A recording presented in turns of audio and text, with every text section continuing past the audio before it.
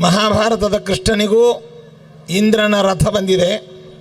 ನಮ್ಮ ಪೊಡವಿಗೊಡೆಯನಾದ ಉಡುಪಿಯ ಕೃಷ್ಣನಿಗೂ ಕೂಡ ಚಿನ್ನದ ಚಂದದ ರಥ ಇಂದ್ರನಿಂದಲೇ ಕೊಡಲ್ಪಟ್ಟದ್ದು. ಯಾವ ಇಂದ್ರರು ಅಂತಂದರೆ ಉಪೇಂದ್ರ ತೀರ್ಥರಿಂದ ಪ್ರವರ್ತಿತವಾದಂತಹ ಸಂಸ್ಥಾನ, ಸುಗುಣೇಂದ್ರ ತೀರ್ಥರಿಂದ ನಿರ್ಮಿತವಾದ ರಥ ಇದು ಕೃಷ್ಣನಿಗೆ ಸಮರ್ಪಿತವಾಗಿದೆ. ಏನು ನಾಸ್ತಿಕರಿದ್ದಾರೆ, ಭಗವತ್ ತತ್ವವನ್ನು ವಿರೋಧಿಸುವವರಿದ್ದಾರೆ, ಸನಾತನ ಧರ್ಮವನ್ನು ವಿರೋಧಿಸುವವರಿದ್ದಾರೆ, ಅವರನ್ನೆಲ್ಲರನ್ನು ಕೂಡ ಸೆದೆಬಡೆದು ಎಲ್ಲರಲ್ಲಿರುವಂತಹ ಸಂಶಯಗಳನ್ನು, ಅನ್ಯಥಾ ಜ್ಞಾನವನ್ನು ಪರಿಹಾರ ಮಾಡಿ ಸತ್ತತ್ವವನ್ನು ಅವರಲ್ಲಿ ಮೂಡಿಸುವಂತಹ ಒಂದು ಧರ್ಮ ಯಾತ್ರೆಯನ್ನು ಕೈಗೊಳ್ಳಲು ಶ್ರೀಕೃಷ್ಣನಿಗೆ ಪರ್ಯಾಯದ ಮುಕ್ತಾಯ ಹಂತದಲ್ಲಿ ಶ್ರೀಪಾದಂಗಳವರು ಉಪೇಂದ್ರ ತೀರ್ಥ ಸಂಸ್ಥಾನದಿಂದ ಸುಗುಣೇಂದ್ರ ತೀರ್ಥರು ಆ ಭವ್ಯವಾದ ರಥವನ್ನು ಸಮರ್ಪಣೆ ಮಾಡಿದ್ದಾರೆ. ಹಾಗಾದರೆ ಇದರಿಂದ ಸ್ವಾಮಿಗಳಿಗೇನು, ನಮಗೆಲ್ಲ ಏನು ಅಂತ ಹೇಳಿದಾಗ, ಸ್ವಾಮಿಗಳಿಗೆ ಭಗವಂತ 2 ವರ್ಷ ಏನು ವಿಶೇಷವಾದ ಪರ್ಯಾಯದ ಪೂಜಾ ಕೈಂಕರ್ಯವನ್ನು ಸ್ವೀಕಾರ ಮಾಡಿದ್ದಾನೆ.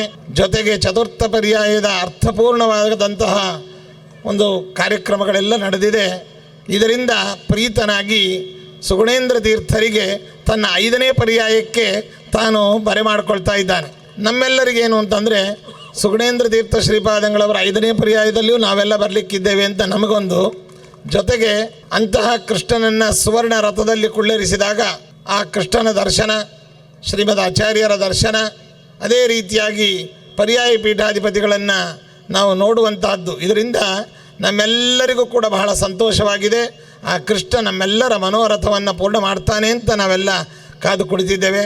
ಅಂತಹ ಕೃಷ್ಣ ಒಳ್ಳೆ ಜ್ಞಾನ ಭಕ್ತಿ ವೈರಾಗ್ಯಗಳನ್ನು ಸಕಲ ಸಾಧಕರಿಗೂ ನೀಡಿ, ಜಗತ್ತಿಗೆ ಎಲ್ಲ ರೀತಿಯಾದ ಸುಭಿಕ್ಷೆಯನ್ನು ನೀಡಿ, ಯಾವುದೇ ತರಹದ ಉಪದ್ರವಗಳಿಲ್ಲದಂತೆ ವಿಶ್ವವನ್ನು, ದೇಶವನ್ನು, ನಮ್ಮ ರಾಜ್ಯವನ್ನು, ನಮ್ಮ ಸನಾತನ ಹಿಂದೂ ಧರ್ಮವನ್ನು ಪರಿರಕ್ಷಣೆ ಮಾಡಲಿ ಎಂಬುದಾಗಿ ಕೃಷ್ಣ ಇವತ್ತು ಹೊರಟಿದ್ದಾನೆ. ಮಹಾಭಾರತದ ರಥದಲ್ಲಿ ಆಂಜನೇಯ ಮೇಲಿದ್ದಾನೆ, ಅರ್ಜುನ ಹಿಂದುಗಡೆಗೆ ಕುಳಿತಿದ್ದಾನೆ, ಕೃಷ್ಣನು ಸಾರಥಿಯಾಗಿ ಹೊರಟಿದ್ದಾನೆ.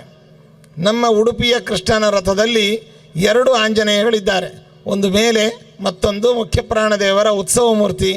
ಜೊತೆಗೆ ನಮ್ಮ ಇಂದ್ರನ ಅವತಾರನಾದಂತಹ ಅರ್ಜುನ ಇಲ್ಲಿದ್ದಾನೆ.